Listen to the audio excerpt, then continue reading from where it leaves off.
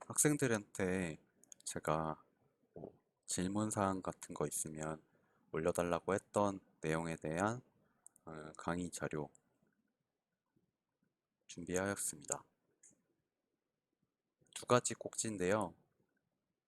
지금 저희 디자인학과 3학년 학생들이 준비해야 할 것, 혹은 뭐 해외 취업에 관심 있는 학생들이 그렇게 많지는 않았는데 그런 걸 위해서 준비해야 할 것, 이 두 가지 꼭지로 설명드리도록 하겠습니다. 제가 항상 하는 얘기인데 디자이너는 이 다윈이 발견한 핀칫의 부리처럼 그 모습을 항상 변형할 준비를 하고 있어야 하는 것 같습니다. 이 새들은 원래 하나의 뿌리에서 나온 새들일 텐데 먹는 먹이에 의해서 부리의 모양을 변형시켜 왔습니다. 즉, 디자이너들도 시대의 변화에 따라서 그들의 역할을 변화시키고 확장시키고 그것을 위해서 디자이너들은 스스로 준비를 하고 있어야 하는 것 같습니다. 과거에 많은 사람들이 그래픽 디자인을 통해서 사람들을 뭐 선동을 하고 정보를 알리는 역할도 했을 것이고요. 그리고 제품 디자이너들은 이렇게 편리한 물건을 만드는 일을 했겠고, 인터랙션 디자이너들은 사람들의 행동을 뭐 유도하거나 편리하게 해주기 위한 이런 인터페이스 요소들을 만들어 왔을 것입니다. 그리고 뭐 서비스 디자인에서는 뭐 정책 같은 것도 만들고 있고요. 저희는 이 행동과 관련된 것들을, 그리고 이 화면 내부의 것들을 어떻게 만드는지 잘 생각하고 유념해서 포트폴리오를 준비하고 있어야 될 것 같아요. 자, 이 내용은 UI UX 디자이너 혹은 인터랙션 디자이너들에게 자신의 작업을 할 때 주로 쓰는 툴이 무엇인지 설문을 돌렸던 내용의 결과입니다. 제가 돌린 건 아니고 이런 일을 해오는 그런 분들이 계세요. 그래서 뭐 디자인 에이전시나 스타트업이나 대기업에 있는 디자이너들에게 질문을 던져서 응답을 해온 내용입니다. 첫 번째, 와이어 프레임을 그릴 때 주로 쓰는 툴은 무엇인가요? 에 대한 응답으로 가장 많이 쓰는 내용이 스케치라는 툴입니다. 손 스케치 말하는 게 아니고 스케치라는 UI 툴이 있습니다. 그리고 여기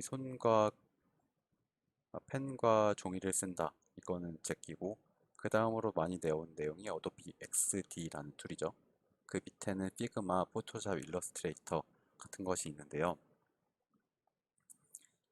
이 스케치라는 툴은 매우 압도적으로 많이 쓰고 있는데 UI, UX를 할 때 매우 최적화가 되어 있는 툴이기 때문이에요.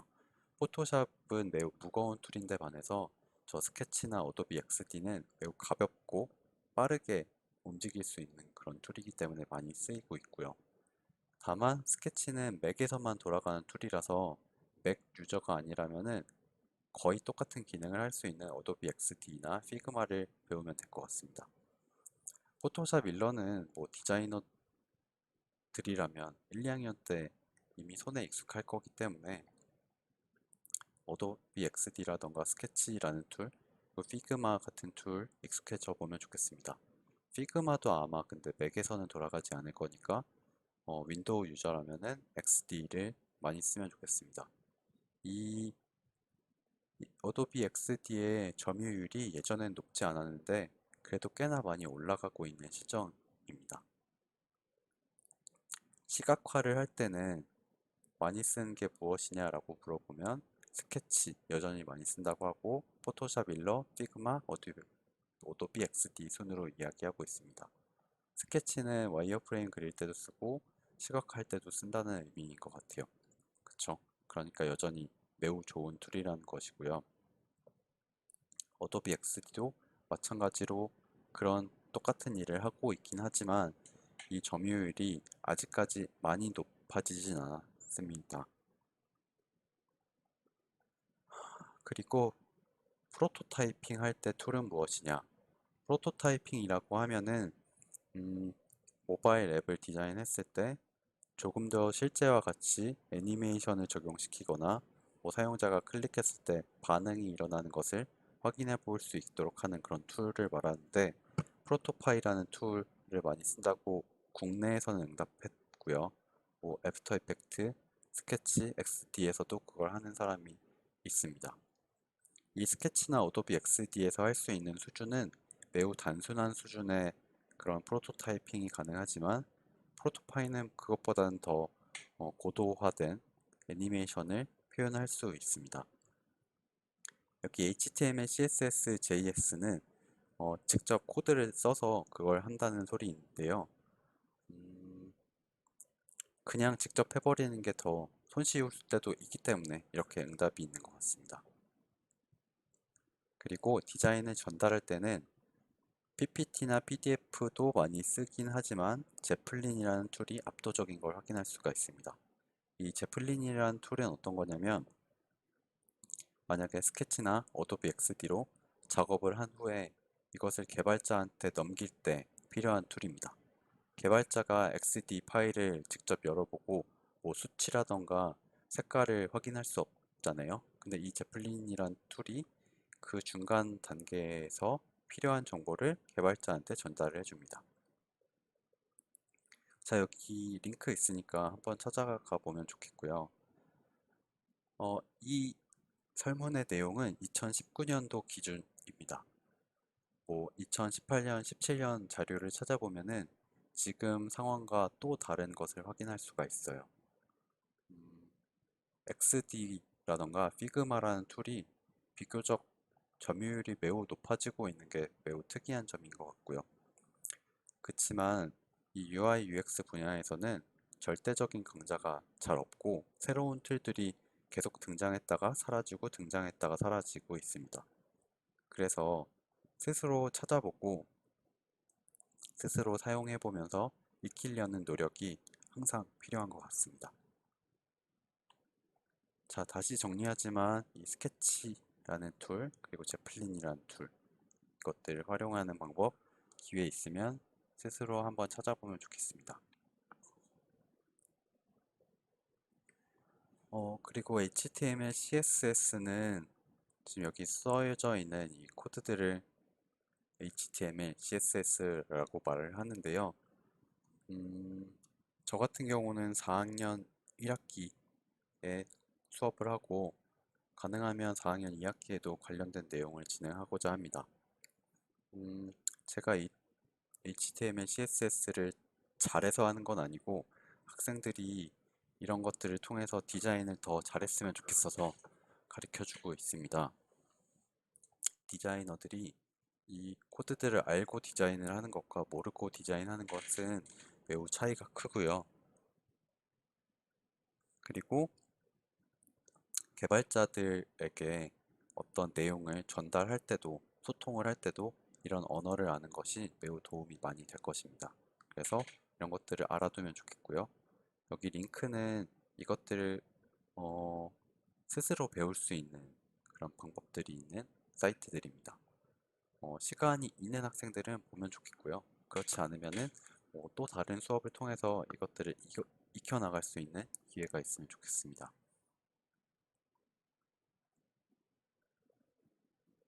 자, 종합하자면 다시 말하지만 여기 있는 툴들은 다 UI, UX를 위한 툴들입니다. 여기 핫잘이라는 서비스 있죠. 이거는 요즘에 데이터 드리븐 UX, 그러니까 데이터를 활용해서 사용자가 어떻게 되는지를 알아보는 그런 툴이거든요. 저도 최근에 알게 됐는데 이런 툴도 있고, 아까 저희가 얘기했던 트렐로 같은 협업 서비스들도 있겠고, 아니면 아까 얘기했던 프로토파이 같은 툴, 다양한 툴들이 있으니까요. 도구가 진화한 거에 맞춰서 저희도 적응력을 길러나가면 좋겠습니다. 다음은 해외 취업에 대한 내용입니다. 여기 이 링크 페이지는 제가 예전에 되게 많이 찾아봤던 성정기 디자이너의 홈페이지입니다. 여전히 접속되는지 저도 잘은 모르겠으나, 그 당시에 굉장히 많은 해외 공모전에 당선이 돼서 해외 아이디어 같은 회사에 취업을 하고 여전히 디자이너로 활동하고 있는 분인데요. 저도 학생 때는 약간 롤모델처럼 생각을 하고 많이 자료를 찾아봤던 기억이 납니다. 음, 이런 분들의 공통적인 사항을 보자면 필수 요소는 뭐 외국어, 포트폴리오, 비자 정도인 것 같습니다. 뭐 외국어는 당연히 영어권 국가로 가려면 소통 가능한 수준으로 준비가 되어 있어야 되고요. 실력과 경력을 증명할 수 있는 것 중에 가장 중요한 것은 뭐 국제적인 공모전을 수상해 놓는 것이 좋을 것 같습니다. 저도 비자에 대한 내용은 잘은 알지 못하는데 비자 발급이 가장 중요한 요소라고 하더라고요. 비자 발급을 가장 잘 받기 위해서는 아래와 같은 경로를 활용하는 것이 좋을 것 같습니다. 그러니까 한국에서 학부를 마치고 어학연수나 대학원을 간 후에 특히 대학원을 가면은 미국의 경우에는 거기서 자리 잡을 수 있게 1년, 2년 정도의 유예 기간을 주거든요. 그 기간에 취업을 하면은 비자를 발급받을 수 있는 확률이 높아질 것 같습니다. 네, 해외 취업을 저희가 직접 해볼 수도 없고 이것을 다녀오신 분들의 의견을 인터뷰를 할 수는 없으니 제가 간접 경험이 가능한 링크들을 걸어놨으니까 한번 들어가 보시면 좋을 것 같습니다. 그보다 저 개인적으로는 교환학생이라던가 해외 인턴을 다녀온 것을 추천을 하고 싶은데요. 저도 학부생 때는 교환학생을 갈까 말까 고민을 하다가 다녀오지 못하고 석사과정 때 교환학생을 다녀왔는데 이 교환학생이란 게 뭐 한 학기면 한 학기, 1년이라면 1년 매우 짧은 기간일 수도 있지만 확실히 세상을 보는 폭을 좀 넓혀주는 그런 계기가 되는 것 같긴 합니다. 그래서 특정 국가에 취업을 하고 싶다면 교환학생 같은 기회를 통해서 미리 그 국가가 어떤 곳이고 장래는 어떤지 어떤 교육 프로그램이 있는지 한번 겪어보고 오는 것도 괜찮을 것 같습니다. 혹시 다른 질문 사항이 있으면은 이 클래스를 활용을 해서 자세한 질문들 올려주면 좋겠습니다.